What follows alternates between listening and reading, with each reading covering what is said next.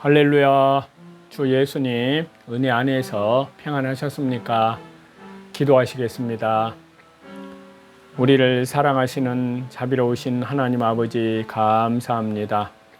주 예수님의 십자가의 피로 우리의 죄와 허물을 영원히 깨끗하게 씻어주시고 또한 말씀과 성령으로 거듭나게 하신 하나님의 놀라운 생명의 역사에 감사와 찬양을 돌립니다.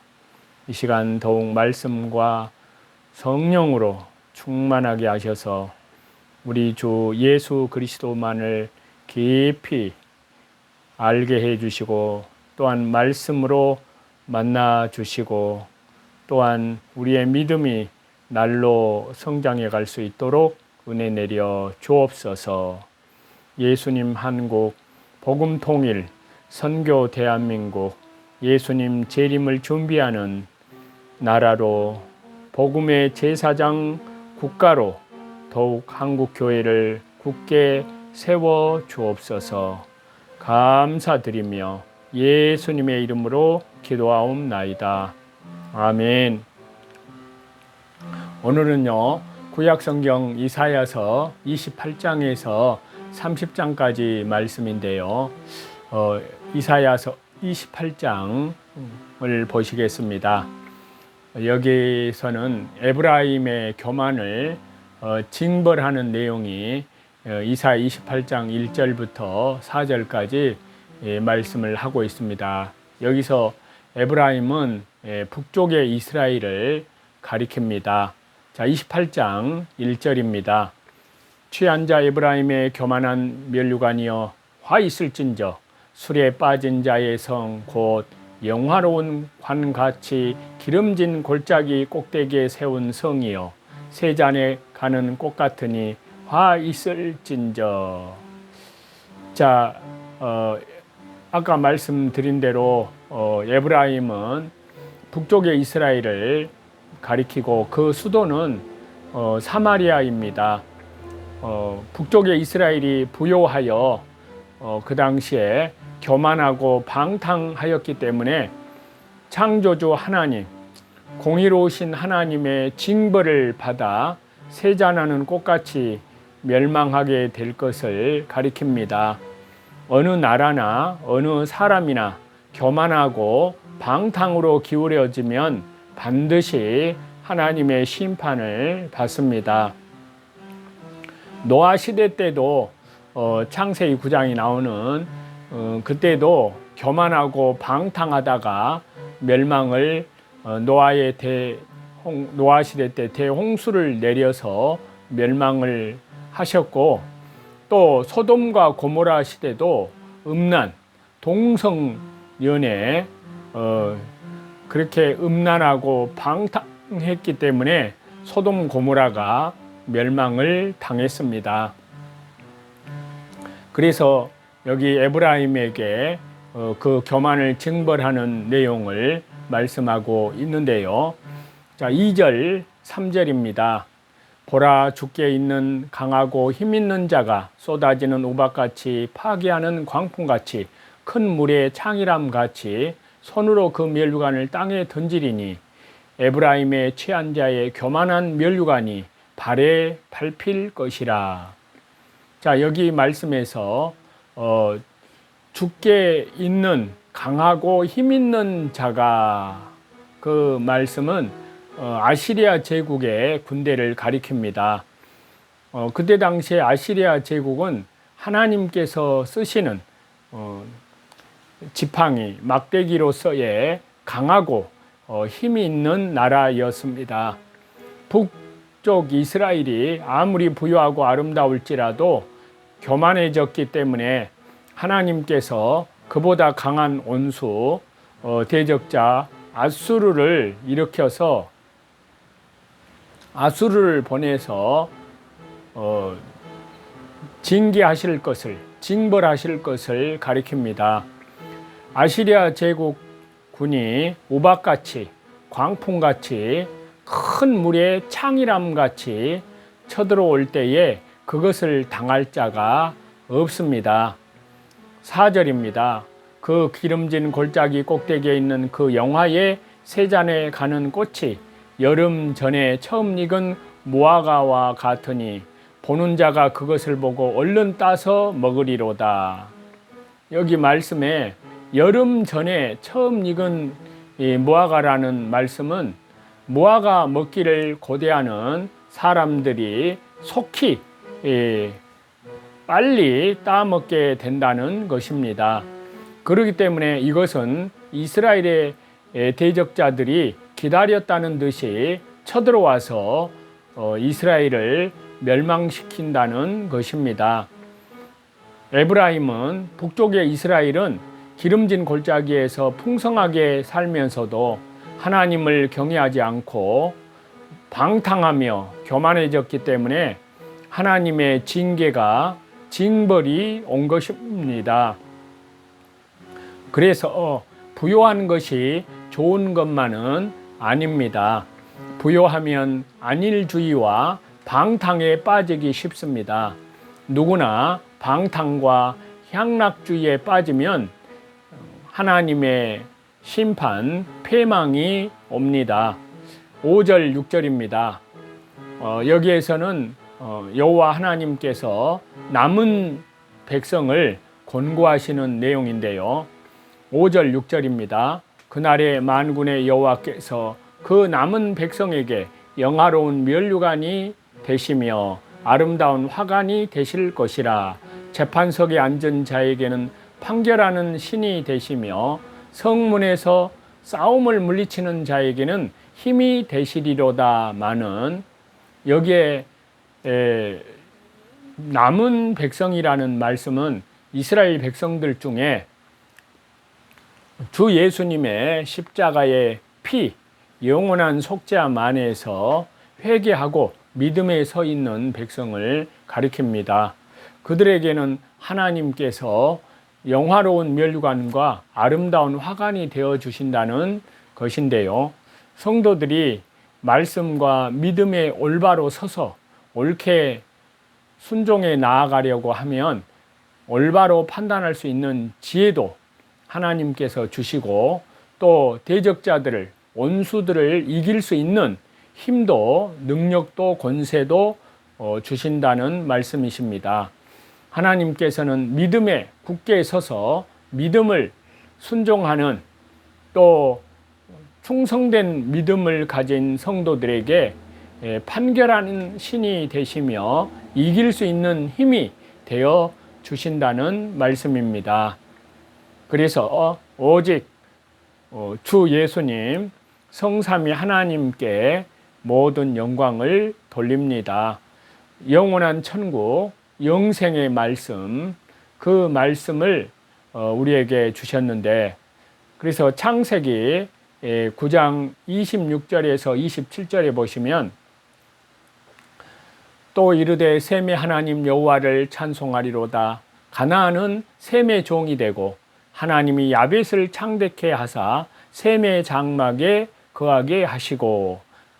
자, 여기 말씀에서 특별 은총으로는 이스라엘 민족, 하나님을 증거하는 민족, 하나님 말씀을 맡은 민족, 바로 이스라엘, 유태인, 히브리 민족이라면 이제 일반 은총에서 이제 창세기 노아를 통해서 말씀하신 셈족, 특히 우리 한민족은 바로 일반 은총에서 노아의 후손 가운데 셈의 후손으로서 한국의 상고사가 쭉 통일 신라 시대 때까지 고구려 소수림 왕이 왕 때에 불교가 들어오기 전까지는 우리나라 한국의 상고사는 창세기와 연결이 되어서 구약시대 때는 여호와 하나님을 섬기는 민족이었고, 그리고 신약시대 예수님 오신 이후로는 기독교 예수 그리스도 영광의 하나님을 섬기는 민족이었습니다. 거기에 이어지는 것이 그래서 고구려 소수림 왕 때까지 이 일반 은총 가운데 한국의 상고사가 성경에 이미 창세기 10장에 나와 있습니다. 창세기 10장 21절에 셈의 자손 가운데 우리는 욕단의 후손입니다. 그 창세기 10장 25절에 보시면 그 내용이 나오는데요. 자, 21절부터 읽어 드리면, 셈은 에벨 온 자손의 조상이요 야벳의 형이라. 그에게도 자녀가 출생하였으니 셈의 아들은 엘람과 스루와 아르박삿과 룻과 아람이요, 아람의 아들은 우스와 훌과 게델과 마스며, 아르박삿은 셀라를 낳고 셀라는 에벨을 낳았으며. 자, 에벨이라는 사람이 두 아들을 낳고 하나 이름을 벨렉이라고 하였는데, 그때 세상이 나뉘었고 벨렉의 아우의 이름은 욕단입니다. 그러니까 에벨의 형은 벨렉이고, 에벨의 두 아들 중에 벨렉의 아우가 욕단입니다. 그래서 이 욕단은 13아들을 낳아요. 그래서 그들이 바로 우리 한민족의 직계 조상입니다. 그래서 이들은 다 욕단의 아들이며, 그들이 거주하는 곳은 메사에서부터 스발로 가는 길의 동쪽 산이었더라 라고 연결이 됩니다. 자, 이렇게 해서 특히 그 가운데 우리 단군의 유적을 살펴보면 강화도에 참성단의 이 내용이 한국의 상고사와 연결됩니다. 그래서 이스라엘은 특별한 성경 민족 속에 하나님께서 택한 민족, 이스라엘 민족의 조상 아브라함의 후손. 그래서 아브라함이 창세기 22장에 모리아산에서, 예루살렘이죠, 거기에서 하나님께 이삭을 하나님께 드렸던. 그런데 그것과 우리나라 당군은 강화도에서 참성단에서 예루살렘을 향한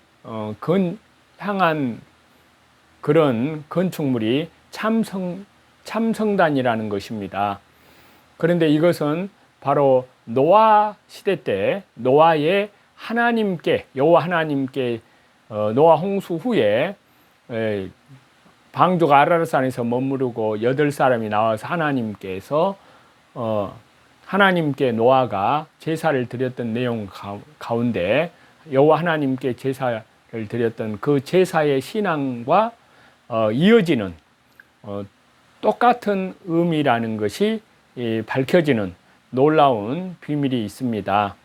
그리고 참성단의 역사는 인류 역사 이래 가장 오래된 하늘의 여호와 하나님, 우리 주 예수 그리스도, 성령, 성삼위일체 하나님께 제사를 드리는 곳이라는 것이 입증이 되었습니다. 그리고 또 하나는 참성단의 수천 년 넘는 풍화작용에도 견고하게 유지되고 있습니다. 강화도에 참성단은 3,000년 이상 견고한 유지를 해왔고, 이것을 미국의 보스턴 박물관장이 극찬을 했습니다. 그렇게 평가를 했습니다. 그리고 또 하나는 단군이 여호와 하나님께, 하늘의 하나님께 예루살렘을 향하여서 황소를 잡아서 하늘의 하나님께, 성삼의 하나님께 예배를, 제사를 드렸을 때 그 제단이, 참성단은 세계 불가사의에 7대 불가사의 중에 하나인 이집트의 피라밋이 있는데, 그 이집트의 피라밋보다 더 위대하다는 그런 의미가 현대 과학자들에서 밝혀지고 있습니다.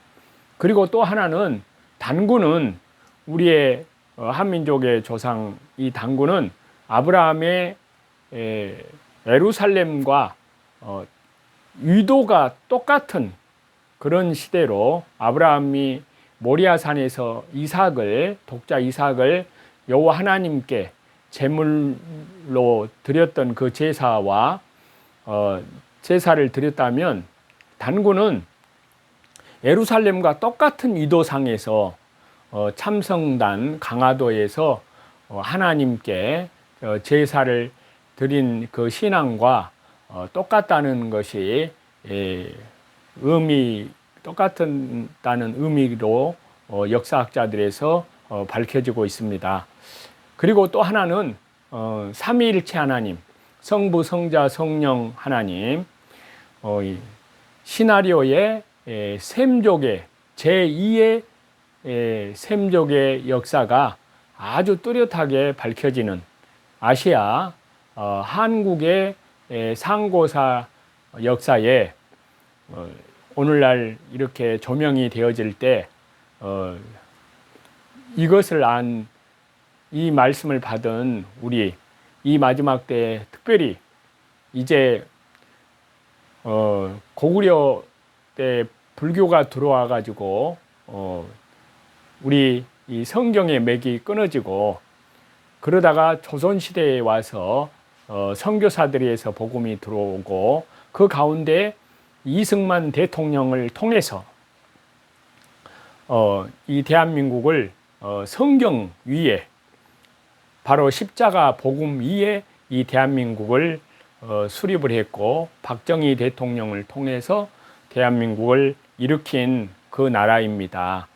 그래서 이제 하나님의 이 놀라운 과정은 이제 하나님께서 이 시대에 특별히 자유통일, 예수한국 복음통일, 선교 대한민국, 예수님 재림을 준비하는 국가로 성령님께서 하나님 나라의 끝까지 믿음을 지키는 남은 자들, 신실한 무리들, 광화문에서 하나님께서 이제 선교 대한민국으로, 그리고 백투더 예루살렘 땅 끝까지 이제 그들에게 선교한국 복음을 증거하는 이 천국 복음이 예수 그리스도의 십자가의 복음, 영원한 속죄와 온 세상 죄, 예수님의 피로 회개하라, 때가 가까이 왔느니라, 때가 찼고